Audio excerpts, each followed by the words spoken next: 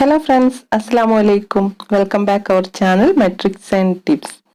ഇന്ന് നമ്മൾ simple recipe ആയിട്ടാണ് വന്നിട്ടുള്ളത്. ലെഫ്റ്റ് ഓവർ റൈസ് കൊണ്ടുള്ള ഒരു പുട്ടാണ് ഇന്നത്തെ റെസിപ്പി. പിന്നെ നമ്മൾ സാധാരണ പുട്ട് ഉണ്ടാക്കുമ്പോൾ അത് കുറ്റിയിൽ ഒട്ടിപ്പിടിച്ച് പോകാറുണ്ട്. അപ്പോൾ അത് ഒഴിവാക്കാനായിട്ടുള്ള ഒരു നല്ല ടിപ്സും കൂടെ ഈ ഒരു വീഡിയോയിൽ ഞാൻ കാണിക്കുന്നുണ്ട്. അപ്പോൾ നിങ്ങൾ ഇനി പുട്ട് ചുടുമ്പോൾ ആ ഒരു രീതിയിലൊന്ന് ചെയ്ത് നോക്കുക. നല്ല പെർഫെക്റ്റ് ആയിട്ടുള്ള പുട്ട് നമുക്ക് തയ്യാറാക്കി എടുക്കാനായിട്ട് പറ്റും. അപ്പോൾ ഈ വീഡിയോ ആദ്യം മുതൽ അവസാനം വരെ സ്കിപ്പ് ചെയ്യാതെ ഒന്ന് കാണുക. വീഡിയോ ഇഷ്ടപ്പെടുകയാണെങ്കിൽ ലൈക്ക് ചെയ്യാനും കമന്റ് ചെയ്യാനും ഒന്നും മറക്കരുത്. നിങ്ങളെ ഫ്രണ്ട്സിനും റിലേറ്റീവ്സിനും ഒക്കെ ഒന്ന് ഷെയർ ചെയ്ത് കൊടുക്കുക. നമ്മുടെ ചാനൽ ഇതുവരെയും സബ്സ്ക്രൈബ് ചെയ്തില്ലെങ്കിൽ ഒന്ന് സബ്സ്ക്രൈബ് കൂടി ചെയ്തേക്കണേ. അപ്പോൾ നമുക്ക് നേരെ വീഡിയോയിലോട്ട് പോവാം. ഞാനിവിടെ എടുത്തിട്ടുള്ളത് 1 കപ്പ് പുട്ടുപൊടിയാണ്. അതിൻ്റെ കൂടെ അതേ കപ്പ് തന്നെ ചോറുമാണ് എടുത്തിട്ടുള്ളത്. ഈ ചോറിൽ ഞാൻ വെള്ളം ഒന്നും യൂസ് ചെയ്തിട്ടില്ല.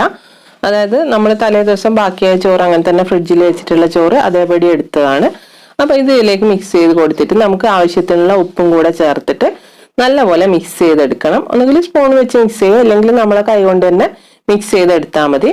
നല്ല രീതിയിൽ മിക്സ് ആവണം. അതിനുശേഷം മാത്രമേ നമ്മൾ ഇത് പൊടിച്ചെടുക്കാൻ പാടുള്ളൂ.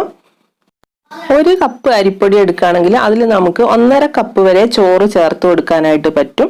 പക്ഷെ എന്താണെന്ന് വെച്ചാൽ നമ്മൾ കൂടുതൽ ചോറ് ചേർക്കുമ്പോൾ ഒരുപാട് അങ്ങ് സോഫ്റ്റ് ആയി പോകുമ്പിട്ട്. അപ്പൊ അതുകൊണ്ടാണ് ഞാനിവിടെ രണ്ടും ഒരേ അളവിൽ എടുത്തിട്ടുള്ളത്. ഞാൻ എന്നിട്ട് നമ്മുടെ മിക്സിയുടെ വലിയ ജാറിൽ തന്നെയാണ് ഇത് പൊടിച്ചെടുക്കുന്നത്. നിങ്ങൾക്ക് ഏത് ജാറ് യൂസ് ചെയ്യാം, കാരണം നമ്മൾ ഇത് ഒരുപാട് സമയമായിട്ട് കറക്കുകയൊന്നും വേണ്ട. അപ്പൊ ഒരു പകുതി വരെ നമ്മൾ ഇതിൽ ഇട്ട് കൊടുക്കുക. ആദ്യം 2-3 ബാച്ചായിട്ട് പൊടിച്ചെടുത്താൽ മതി. നിങ്ങൾ എത്ര ക്വാണ്ടിറ്റി എടുക്കുന്നുണ്ടോ അതിനനുസരിച്ച് ചെയ്തെടുക്കുക.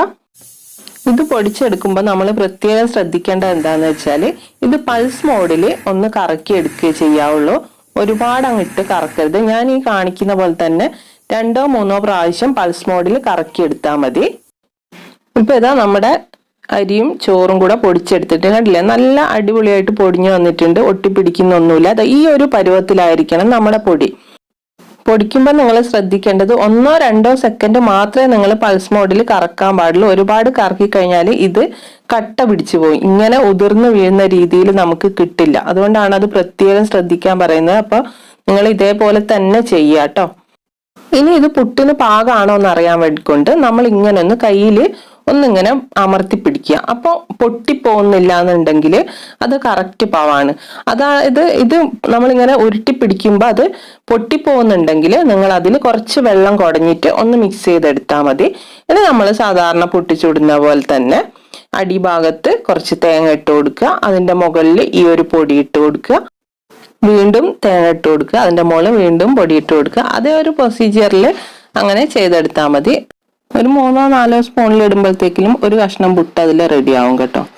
അങ്ങനെ ഓരോന്നും ചെയ്തെടുക്കുക. ഇനി നമുക്കിത് നല്ല തിളച്ച വെള്ളത്തിന്റെ മുകളിൽ വേണം വെച്ച് കൊടുക്കാനായിട്ട്. തിളയ്ക്കുന്നതിന് മുമ്പേ നിങ്ങൾ ഇത് വെച്ച് കൊടുക്കാൻ പാടില്ല.